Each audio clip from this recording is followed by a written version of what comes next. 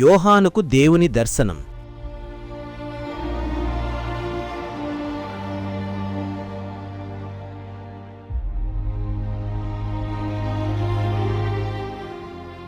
దేవుడు యోహానుతో మాటలాడుచుండగా, ఇది వినగా నాతో మాటలాడుచున్న స్వరమేమిటో అని చూడ తిరుగగా 7 సువర్ణ దీపస్తంభములను, ఆ దీపస్తంభముల మధ్యను మనుష్యకుమారుని పోలిన యొకనిని చూచితిని.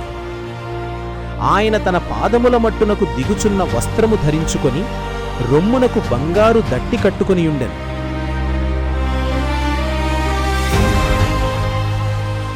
ఆయన తలయు తల వెంట్రుకలును తెల్లని ఉన్నిని పోలినవై హిమమంత ధవళముగా ఉండెను.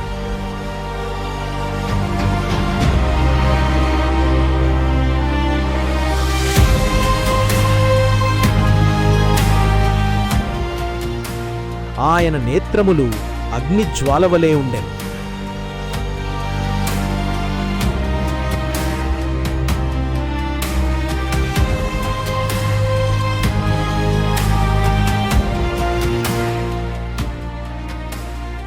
ఆయన పాదములు కొలిమిలో పుటము వేయబడి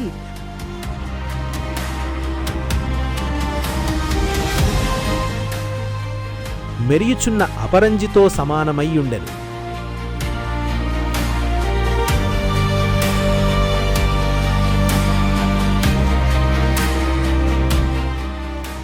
ఆయన కంఠస్వరము విస్తార జలప్రవాహముల ధ్వనివలే ఉండెను.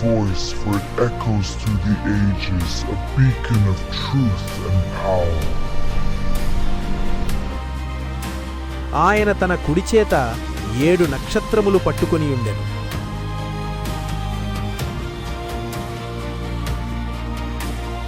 ఆయన నోటి నుండి 2 అంచులు గల వాడియైన ఖడ్గమొకటి బయలువెడలుచుండెను. ఆయన ముఖము మహా తేజస్సుతో ప్రకాశించుచున్న సూర్యుని వలె ఉండెను.